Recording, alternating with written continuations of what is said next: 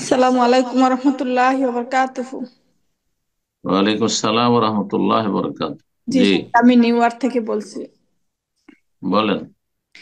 আমার একটা কোশ্চেন, একটা মেয়েকে বিয়ে দেওয়ার পরে হাজবেন্ড যদি মানে ওইভাবে মেয়ের ভরণ পোষণ না দেয়, যেমন বিয়ের আগে ছেলেটা বলছে যে আমি অনেক দিনদার বা আমি ইসলামের এরকম অনেক কাজ করতে চাই, কিন্তু বিয়ের পরে দেখছি যে আসলে ও পুরাটাই ধোঁকাবাজি করছে।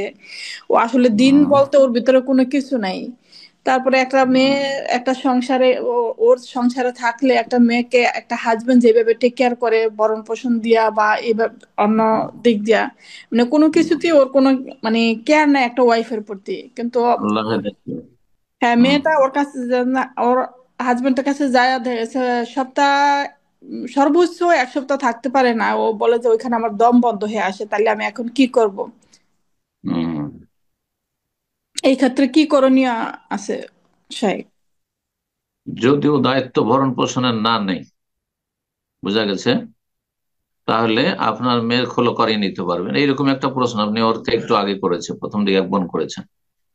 তো সেটা তার নিজের সমস্যা। তো এই ক্ষেত্রে বলবো যে আপনি অযোগ্য ছেলেকে মেয়ে ভুলবশত চলে গেছে, ধোঁকা দিয়েছে সে, আর সে কাবিরা গুনাহ করেছে, খেয়ানতের কাবিরা গুনাহ করেছে, মানুষের হক নষ্ট করেছে, আল্লাহ তার হক নষ্ট করবে তওবা করে ফিরে না আসে তো।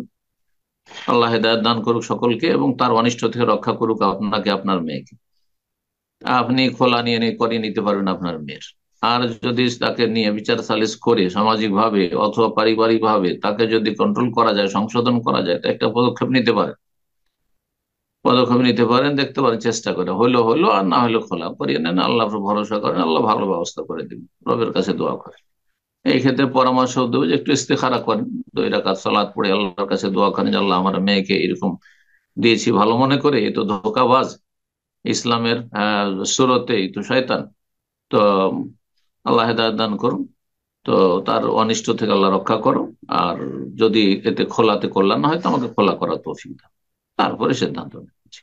5 ওয়াক্ত নামাজি যদি না পড়ে তাহলে সে একেবারে অযোগ্য, কোন মুসলিমের জন্য যোগ্য নয় বেনামাজি ব্যক্তি। আর হারাম খেয়ানত কোন বাবা, কোন ভাই, অভিভাবক যদি বেনামাজিকে একটা নামাজি মেয়ে দেয়, তাহলে সেই ব্যক্তি খেয়ানত করলো, বান্দার হক নষ্ট করলো, কাবিরা গুনাহ করলো। আল্লাহ হেদায়েত দান করুন। আর যে ধোঁকা দিয়েছে সে কাবিরা গুনাহ করেছে। আল্লাহ হেদায়েত দান করুন।